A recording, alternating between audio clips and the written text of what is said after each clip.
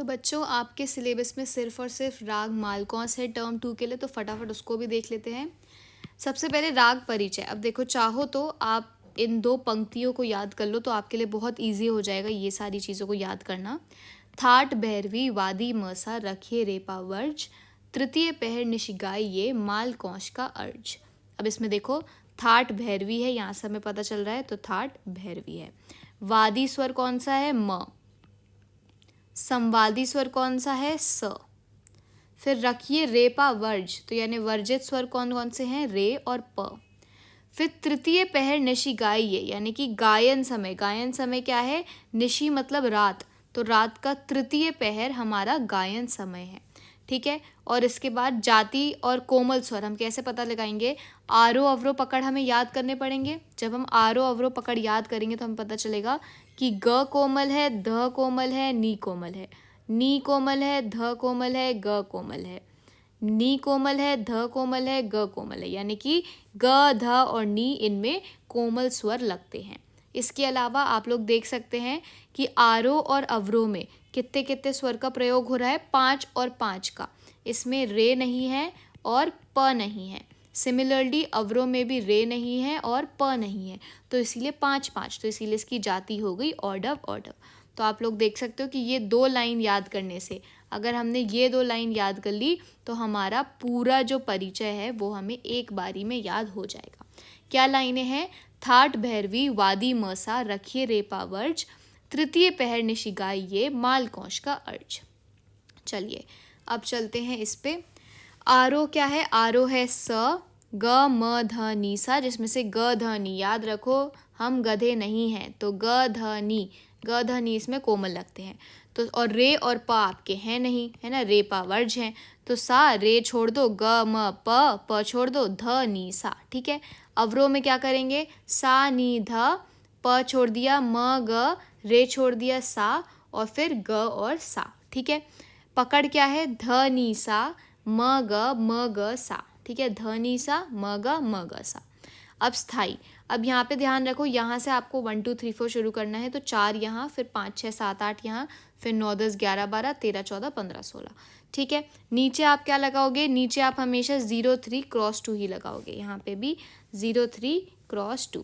सबसे पहले आप स्थाई लिखोगे, ऊपर के आपको याद करने पड़ेंगे, नीचे के मैं आपको बता देती हूँ। कोयलिया बोले अमूबा की डार पर, ऋतु बसंत को देत संदेशवा।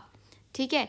नव कलियन पर गूंजत भवरा, उनके संग करत रंग रलिया, यही बसंत को देत संदेशवा। ठीक है। क्या याद रखना है? यहाँ से आपने 1 2 3 शुरू करा, यहाँ पे आप 9 से शुरू करोगे, नीचे आप क्या लिखोगे? 0 3 क्रॉस 2। और ये तो आपको याद ही है, कोयलिया बोले अमूबा की डार पर, ऋतु बसंत को देत संदेशवा, नव कलियन पर गूंजत भवरा, उनके संग करत रंग रलिया, यही बसंत को देत संदेशवा। तो यहाँ पे आपका स्थाई और अंतरा भी कंप्लीट हो जाएगा। ठीक है। फटाफट से रिवाइज कर लेते हैं।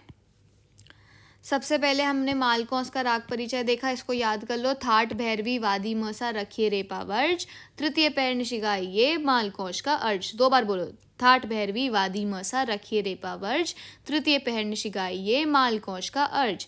थाट भैरवी वादी मसा रखिए रेपा वर्ज, तृतीय पहर निशिगाई ये मालकौंस का अर्ज। तो थाट हमारा भैरवी हो गया। ठीक है। इसको लिख लेते हैं। थाट हमारा भैरवी हो गया, वादी हो गया म, संवादी हो गया स, रेपा वर्जित स्वर हैं, तृतीय पहर को हम रात में से गाएंगे, मालकौंस का राग है, और इसमें क्या कहते हैं, आपका 5 और 5 आता है, तो इसकी जाति क्या हो गई? ऑर्डव ऑर्डव। और कोमल स्वर ग, ध, नी, हम गधे नहीं हैं, तो ग, ध, नी। आरोह में क्या है? सा, ग, म, ध, नी, सा। अवरोह में क्या है? सा, नी, ध, म, ग, सा। पकड़ क्या है? ध, नी, सा, म, ग, सा। ठीक है। अब यहाँ पे आ जाओ। आरोह। आरोह में क्या है? सा, ग, म, ध, नी, सा, ठीक है, रे छोड़ दिया, प छोड़ दिया, एग्जैक्ट जैसे आप सारे गामा पध निसा गाते हो वैसे ही आपकी आरोह है। अवरोह भी सेम है, बस क्या जोड़ रहा है इसके बाद, ग सा जोड़ रहा है। देखो सा नी ध, प छोड़ दिया म, ग, रे छोड़ दिया सा, तो ये तो उल्टी सरगम है। और फिर हमने क्या ऐड कर दिया, ग और स।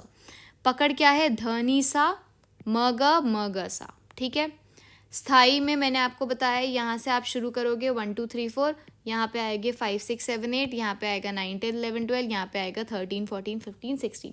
तो हर आप कोष्टक में 4 4 डालोगे। ठीक है, इसके बाद मैंने क्या बोला, कोयलिया बोले अमू बा की डार पर, ऋतु बसंत को देत संदेशवा, नव कलियन पर गूंजत भवरा, उनके संग करत रंग रलिया, यही बसंत को देत संदेशवा। ठीक है, नीचे क्या आएगा, नीचे आएगा 0 3 क्रॉस 2।